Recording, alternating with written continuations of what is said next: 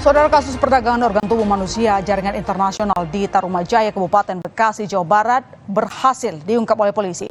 Sebanyak 122 warga negara Indonesia terjebak sindikat jual beli ginjal di Kamboja.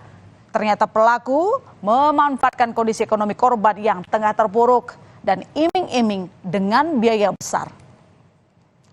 Dalam mengungkap kasus perdagangan organ tubuh ini, polisi menangkap satu orang yang menjadi koordinator penjualan organ ginjal di Kamboja.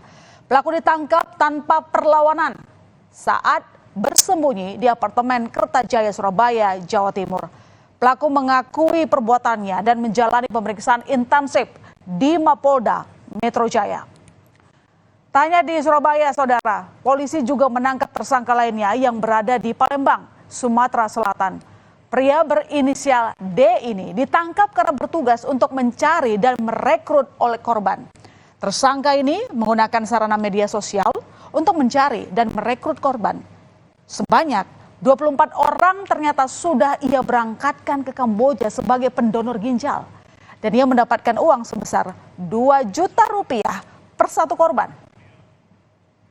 Antara 22, 23, 24 antara itu Pak. 22, 23, 24. Satu orang pemberangkatan kamu dapat berapa? Komisi berapa?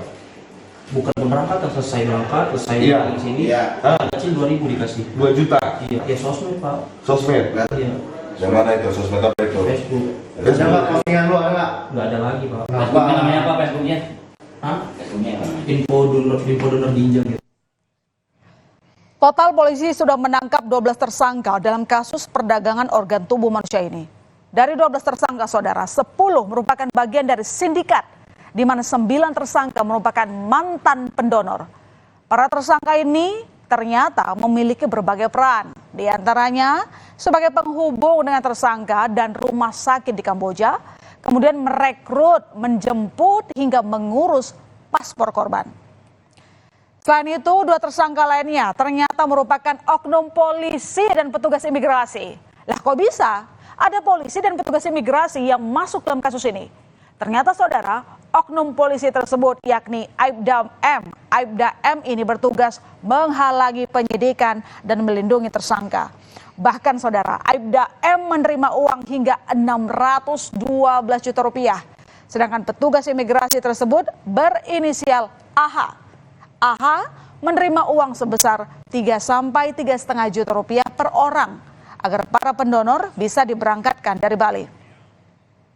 2 tersangka ini bukan termasuk dalam bagian daripada sindikat, yaitu oknum anggota Polri atas nama Aibda M. Ya, ini anggota yang berusaha mencegah, merintangi baik langsung maupun secara tidak langsung proses penyidikan yang dilakukan oleh tim gabungan, yaitu dengan cara menyuruh membuang HP, berpindah-pindah tempat yang pada intinya adalah agar menghindari pengejaran dari pihak kepolisian, dan juga yang bersangkutan menerima uang sejumlah 612 juta. Dan bagaimana cara mereka untuk mendapatkan pendonor dan memberangkatkan ke Kamboja? Nah, ini dia, saudara. Awalnya para tersangka merekrut pendonor melalui akun media sosial Facebook dengan nama akun donor ginjal Indonesia dan donor ginjal luar negeri. Kemudian para korban ditempatkan di suatu penampungan.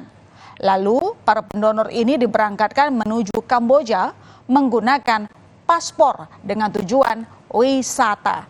Sesampainya di Kamboja, saudara, mereka diobservasi terlebih dahulu dan kemudian baru diambil ginjalnya di salah satu rumah sakit pemerintah Kamboja, yakni Rumah Sakit Prekhat Maelea di Phnom Penh. Lalu kemana ginjal milik para korban ini? Ternyata ginjal milik para korban ini dijual lagi ke sejumlah negara, yakni India, Tiongkok, Malaysia, dan juga Singapura. Sindikat penjual organ ginjal ini mendapatkan uang sebesar 65 juta rupiah sebagai biaya operasional, seperti pembuatan paspor dan transportasi dari bandara ke rumah sakit. Nah, dan ini dia, saudara, rumah kontrakan di Tarumajaya, Bekasi, Jawa Barat yang menjadi lokasi penampungan para pendonor sebelum dibawa ke Kamboja.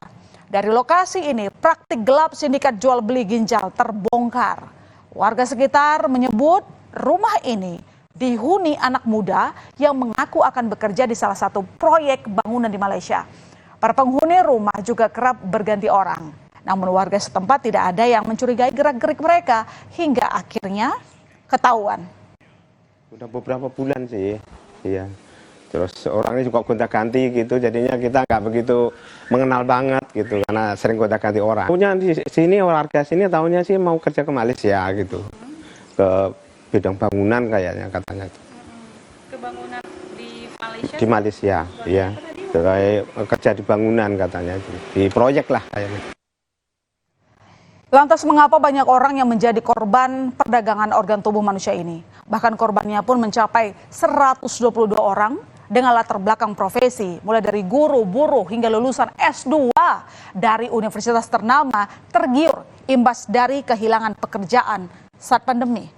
Usut punya usut saudara, banyak korban yang ternyata terdesak kebutuhan ekonomi. Dan kondisi itulah yang dimanfaatkan pelaku untuk merekrut korban dengan mengiming-imingi uang yang banyak. Kini pemerintah melakukan pendampingan dan rehabilitasi kepada korban. Kesehatan juga kami bantu, bahkan kami masukkan ke dalam program di PBI JKN, sehingga yang bersangkutan juga kemudian bisa tercover dalam asuransi kesehatan.